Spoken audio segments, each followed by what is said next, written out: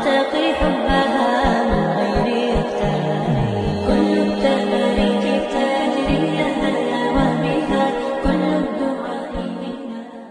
Bismillahirrahmanirrahim. Apa kabar Kofizen semuanya? Semoga kita selalu dalam lindungan Allah Subhanahu wa taala. Kita hidup muslim, mati juga sebagai seorang muslim.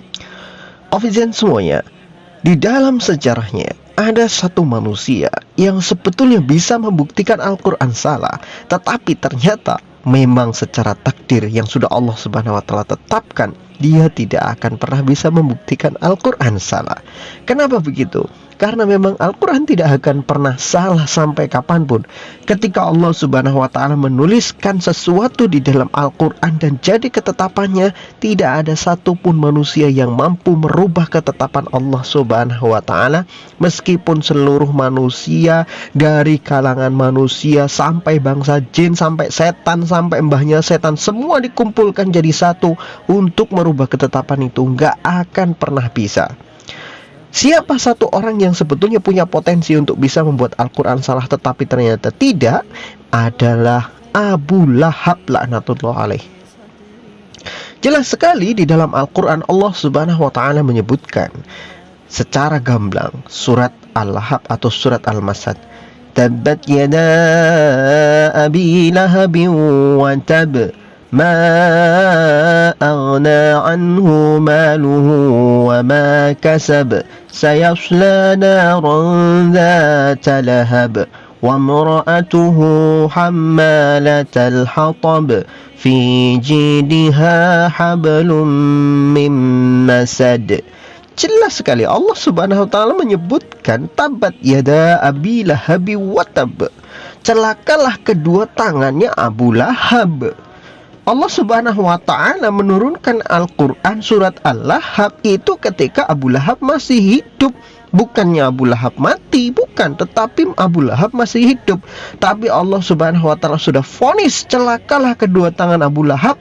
Sungguh dia betul-betul celaka, sungguh dia betul-betul masuk neraka. Allah Subhanahu wa taala siapkan naran dzata lahab, neraka yang mempunyai api menyala-nyala, berkobar-kobar dengan api yang sangat luar biasa dahsyat. Orangnya masih hidup, orangnya masih sehat walafiat, tapi sudah divonis bakalan masuk neraka, dia bakalan celaka.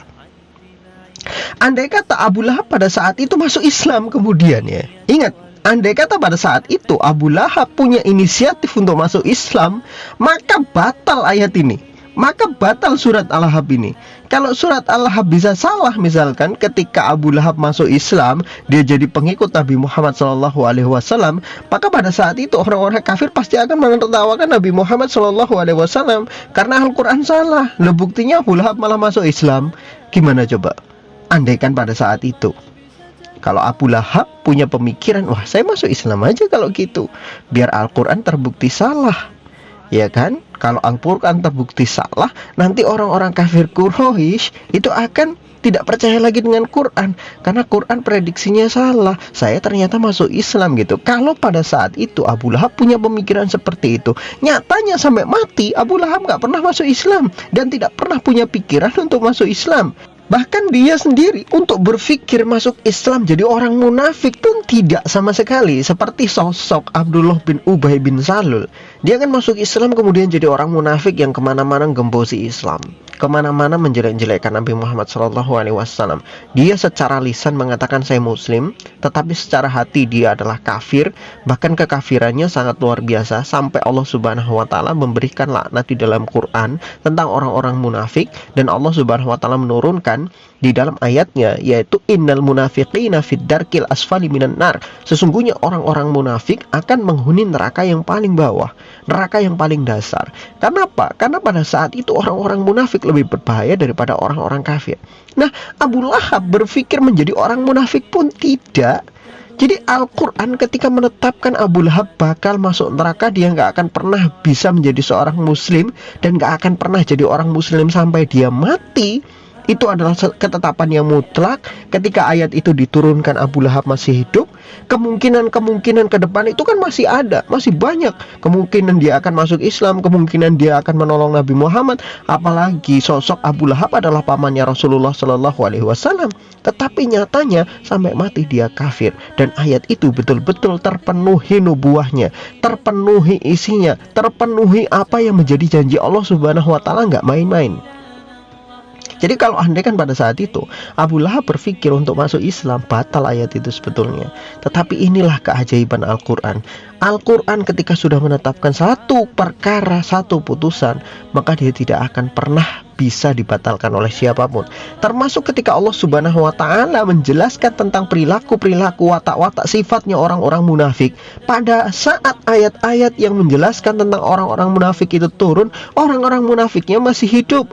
Abdullah bin Ubay bin Salul masih hidup, dan kalangan-kalangan munafik pada saat itu juga masih hidup.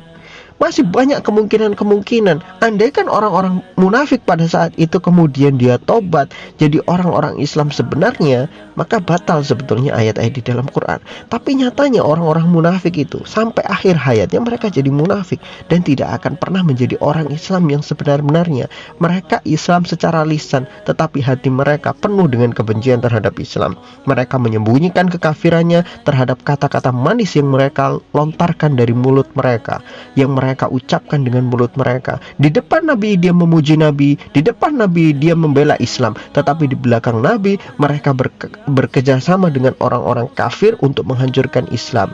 Wa idza laqul ladzina amanu qalu amanna wa idza khalu ila syayatinihim qalu inna ma'akum innama nahnu mustahzi'un. Kalau mereka bertemu dengan orang-orang beriman, maka mereka berkata, kami beriman seperti kalian wahai orang-orang Islam. Tapi ketika mereka kembali lagi kepada orang-orang kafir, kepada setan-setan mereka, orang-orang yang memiliki watak seperti mereka, orang-orang kafir seperti mereka, mereka mengatakan, kami bersama kalian wahai saudara-saudara kami dari kalangan orang-orang kafir. Sungguh kita itu orang yang sama-sama membenci Islam, sama-sama menginginkan Nabi Muhammad mati, sama-sama menginginkan Islam hancur gitu. Itulah orang-orang munafik. Sampai akhir hayat mereka tetap munafik dan tidak akan pernah jadi orang Islam yang sebenar-benarnya Islam. Makanya ayat-ayat Allah Subhanahu Wa Taala ketika turun menjelaskan bahwa orang ini kafir, orang ini munafik, dan Allah Subhanahu Wa Taala sudah jaminkan neraka kepadanya, maka orang ini sampai akhir hayat tidak akan pernah berubah. Yang artinya dia sudah paten seperti itu dan menjadi janji Allah Subhanahu Wa Taala bahwa mereka itu akan menjadi orang-orang yang menjadi penghuni neraka. Sudah dipastikan sepasti-pastinya oleh Allah Subhanahu Wa Taala dia akan jadi penghuni neraka. Jadi inilah yang Allah Subhanahu Wa Taala cantumkan di dalam Quran, dan itu sudah dibenarkan dalam kenyataan. Dan apa yang Allah cantumkan di dalam Quran, semuanya adalah kebenaran mutlak yang tidak akan pernah bisa untuk dirubah oleh siapapun. Wallahu a'lam bishawab. Semoga bermanfaat.